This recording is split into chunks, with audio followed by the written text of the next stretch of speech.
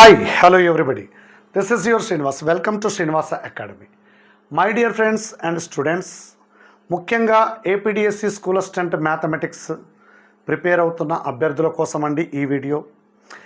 ఈ షార్ట్ పీరియడ్లో మనము చేయగలిగిన ఒకే ఒక పని, ఏదైనా యూనిట్ మీద డౌట్ ఉంటే దానిని ఒక్కసారి రివైజ్ చేసుకోవడము అండ్ చేయాల్సిన కంపల్సరీ వర్క్ ఏంటంటే ఎవ్రీడే మినిమం 2 టెస్టులు అటెంప్ట్ చేసుకోవడం.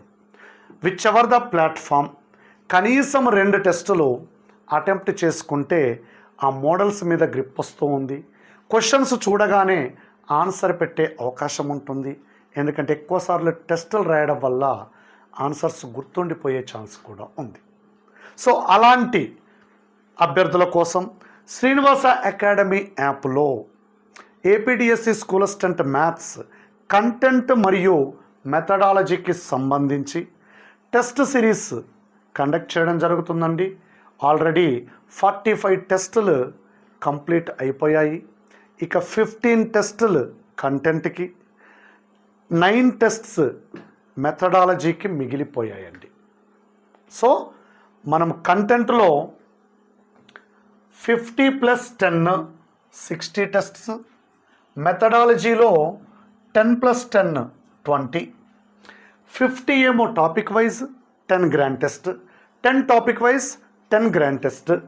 ఓకే, కంటెంట్ అండ్ మెథడాలజీ రెండు కలిపి తీసుకుంటే 799, ఇండివిజువల్గా తీసుకుంటే ఈచ్ 499 అండి. బ్రీఫ్గా ఈ టెస్ట్ సిరీస్ ప్రైసెస్ గురించి మీకు ఈ విధంగా ఎక్స్ప్లెయిన్ చేయొచ్చండి.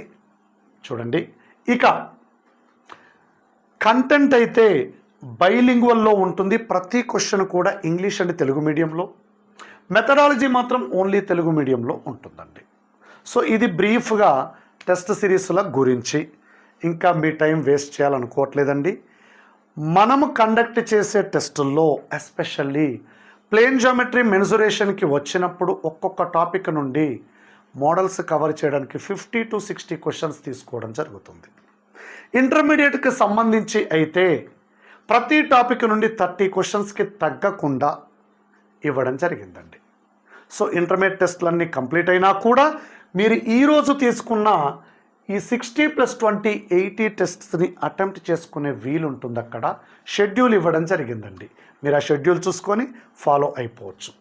ఇక ఈ వీడియో యొక్క ప్రధాన ఉద్దేశం ఏమిటి అంటే, మనం కండక్ట్ చేస్తున్న టెస్టుల్లో నుండి, అంటే నిన్న జరిగిన టెస్టులో నుండి కొన్ని క్వశ్చన్స్ ఏ మోడల్లో ఉన్నాయి అనేది మీకు ఎక్స్ప్లెయిన్ చేయడమే ఈ వీడియో యొక్క ముఖ్య ఉద్దేశం అండి. మరెందుకు ఆలస్యం, వెంటనే మనం క్వశ్చన్స్లోకి వెళ్ళిపోదామండి. చూడండి, నెక్స్ట్ టెస్ట్ మనకు ట్రయాంగిల్స్కి సంబంధించి సింగిల్ టెస్ట్ కండక్ట్ చేసుకోవడం జరిగిందండి. అందులో మోడల్స్ అన్నీ కవర్ అవ్వాలి అంటే 50 క్వశ్చన్స్ తీసుకోవడం జరిగింది. Triangles properties, similar triangles, congruent triangles, centres of triangles, ఇవన్నీ కవర్ చేయాలి అంటే మనకి 50 క్వశ్చన్స్ అవసరం అవుతున్నాయండి. సో అందులో ఫస్ట్ క్వశ్చన్ చూడండి. If all the sides of a triangle are integers and 2 sides are 4 cm, 6 cm, then the number of possible measurements of the third side. త్రిభుజ భుజాలన్నీ పూర్ణాంకాలు మరియు 2 భుజాల పొడవులు 4 cm, 6 cm అయితే మూడవ భుజానికి సాధ్యపడే కొలతల సంఖ్య. ఇక్కడ మనము ఉపయోగించే ప్రాపర్టీస్ 2.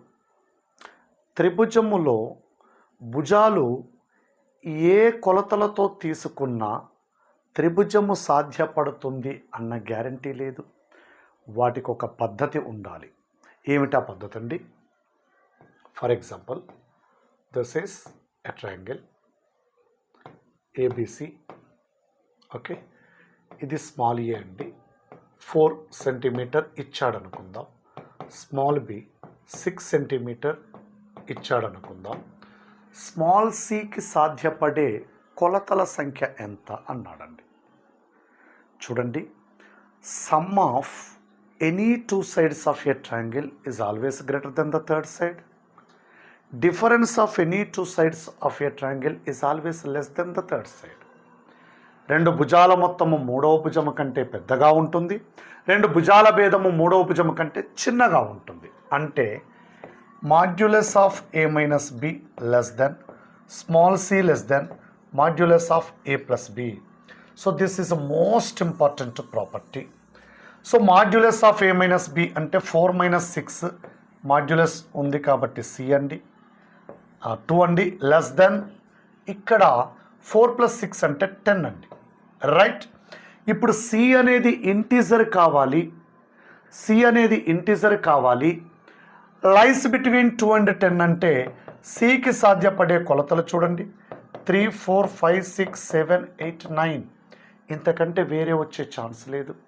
ఒకవేళ c అనేది ఇంటీజర్ అని ఇవ్వకపోతే c వాల్యూ 2.1 కూడా ఛాన్స్ ఉంటుంది.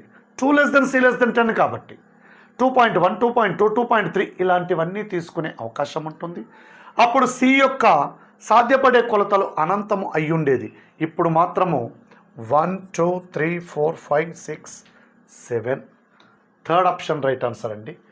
జస్ట్ ఈ ప్రాపర్టీ తరోగా ఉంటే మనం ఈ ప్రాబ్లంకి ఆన్సర్ చేయొచ్చు చూడండి, right. So next, the center of a triangle which is equidistant from all the sides of a triangle. త్రిభుజ భుజాల నుండి సమాన దూరంలో ఉండే త్రిభుజము యొక్క కేంద్రము. త్రిభుజ భుజాల నుండి సమాన దూరములో ఉండే త్రిభుజం యొక్క కేంద్రం. ఈ దూరము, ఈ దూరము, ఈ దూరము, ఈ మూడు సమానంగా ఉండాలి అంటే దీనిని వ్యాసార్థంగా తీసుకొని వృత్తాన్ని గీస్తే ఈ మూడు బిందువుల గుండా పోవాలి. అలాంటి త్రిభుజము చూడండి. సో అలాంటి త్రిభుజము యొక్క కేంద్రము ఏమవుతుందండి? అంతర్వృత్త కేంద్రం అవుతుంది. దానినే అంతర కేంద్రము అంటారు. It is incentre. గుర్తుపెట్టుకోండి, incentre of a triangle is always equidistant from the sides of a triangle. Circumcentre is always equidistant from the vertices. Okay, answer incentre అండి. జాగ్రత్తగా చూసుకోవాలండి. త్రిభుజం యొక్క అన్ని శీర్షాల నుండి సమాన దూరంలో ఉండే త్రిభుజం యొక్క కేంద్రము. త్రిభుజం యొక్క శీర్షాలన్నింటి నుండి the center of a triangle which is equidistant from all the vertices of a triangle.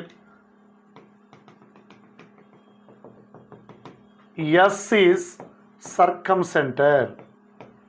Circumcenter. SA is equal to SB is equals to SC. This is equals to circumradius kuda circumcenter andi.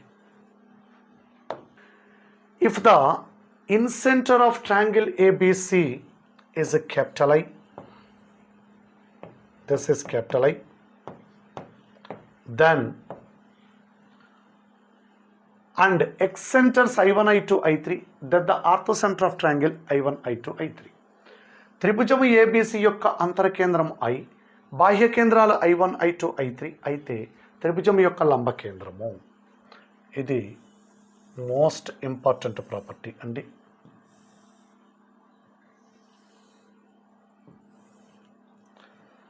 ఇది I1, ఇది I2, ఇది I3 అండి. So త్రిభుజము I1 I2 I3కి అంటే ఇక్కడి నుంచి మనము ఒకటి సివియన్ draw చేస్తే ఇది పర్పెండిక్యులర్ ఉంటుంది, ఇక్కడి నుంచి డ్రా చేస్తే ఇది పర్పెండిక్యులర్ ఉంటుంది.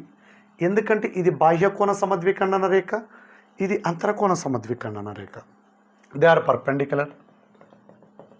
ఇది ఇక్కడ పర్పెండిక్యులర్ ఉంటుంది. అంటే I1B, I1A, I2B, I3Cలు ఉన్నతులు అవుతాయి. ఉన్నతుల యొక్క అనుశక్త బిందువు ఏమవుతుందండి? లంబ కేంద్రం అవుతుంది. సో వీటి లంబ కేంద్రం I అవుతుంది. ఇది త్రిభుజం I1 I2 I3కి లంబ కేంద్రం. త్రిభుజం ABC అంతర కేంద్రం ఇన్ సెంటర్ కూడా IA. సో ఇదే డబుల్ యాక్షన్ అండి. ట్రయాంగిల్ ఏబీసీకి అయితే incentre, triangle I1 I2 I3కి అయితే orthocentre. Next problem, ABC is right angled isosceles triangle, angle C 90 degrees. This is 90 degrees. C, A, B. AC square by AB square. చూడండి, this is small a, right angled isosceles అన్నారు కాబట్టి ఈ రెండు equal ఉండాలి. Small b x, small c x√2. Isosceles triangle విషయంలో, right angled isosceles triangle విషయంలో sides ఇలా ఉంటాయి. ఇప్పుడు అడిగింది ఏంటండి, AC square by AB square. Very simple.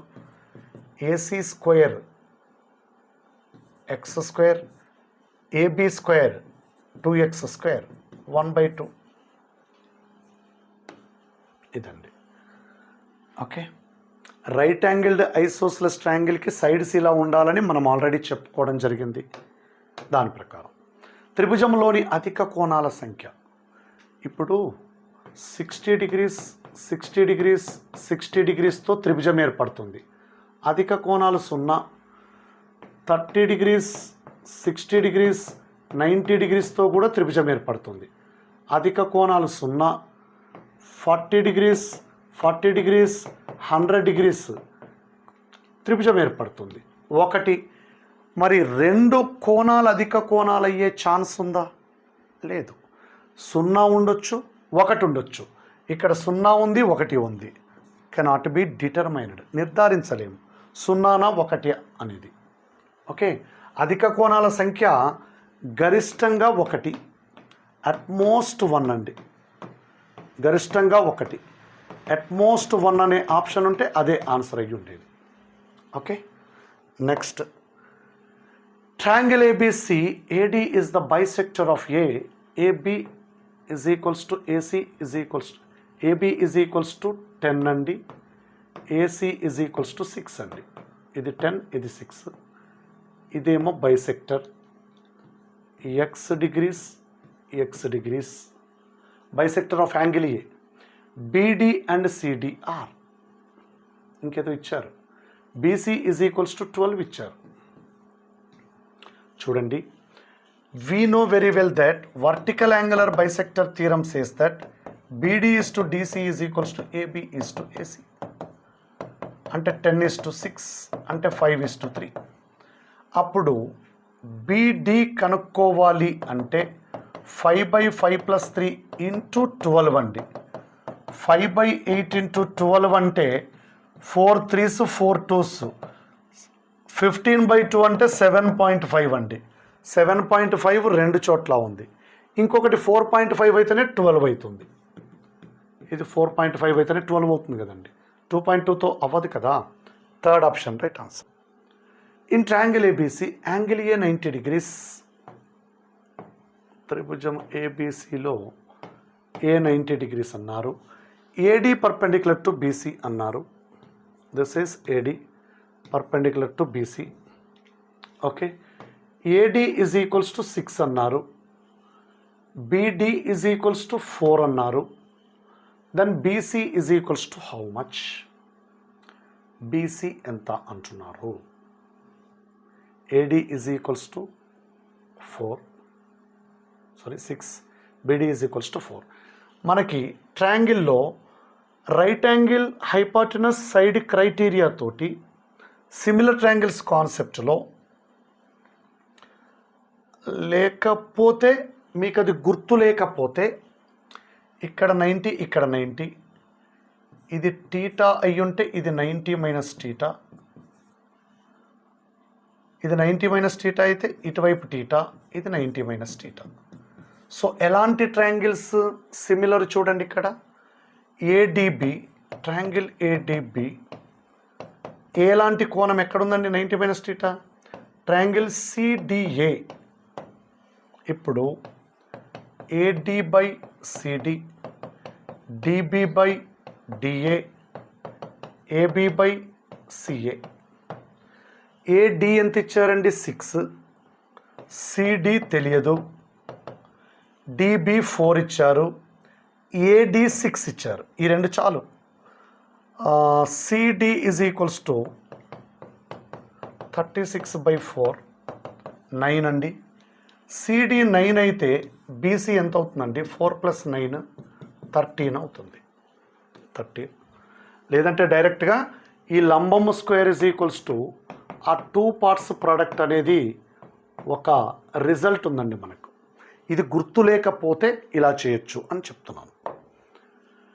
In a triangle ABC, angle A plus angle B is equals to angle C, then triangle is. We know very well that angle A plus angle B plus angle C is equals to 180 degrees. Angle A plus angle B, angle C ఇచ్చారు 180 degrees. 2 times angle C 180 degrees, angle C 90 degrees. Therefore, triangle is right angled. Triangle is right angled అండి. లంబకోణ త్రిభుజం. The number of right angles in a triangle. Right angle లేకపోయినా triangle possible అవుతుంది. Right angle ఉండడం అంటూ జరిగితే utmost 1 ఉండడం అంటూ జరిగితే, ఉంటే ఉండొచ్చు లేకపోతే లేదు, ఉంటే గనక 1 కంటే ఎక్కువ. ఎల్లప్పుడూ 1 ఉండాలన్న రూల్ ఏమీ లేదు. 2 రైట్ యాంగిల్స్ సాధ్యమే కాదు, 3 రైట్ యాంగిల్స్ ఉండవు. లంబకోణాల సంఖ్య ఉంటే 1 ఉండాలి, లేకపోతే 0 ఉండాలి. 1 అని కన్ఫామ్గా చెప్పలేము. అందుకే అట్మోస్ట్ 1లో 0 కేసు కూడా. In triangle ABC, angle B is equal to angle C. The internal angular bisectors of B and C meets at angle BPC is at P. Angle BPC is 120 degrees. Then the triangle ABC. Tribhujam ABCలో angle B is equals to angle C. Angle B is equals to angle C. Angle B మరియు angle C అంతరకోణ సమద్విఖండన రేఖలు. ఇదొక అంతరకోణ సమద్విఖండన రేఖ, ఇది మరొక అంతరకోణ సమద్విఖండన రేఖ.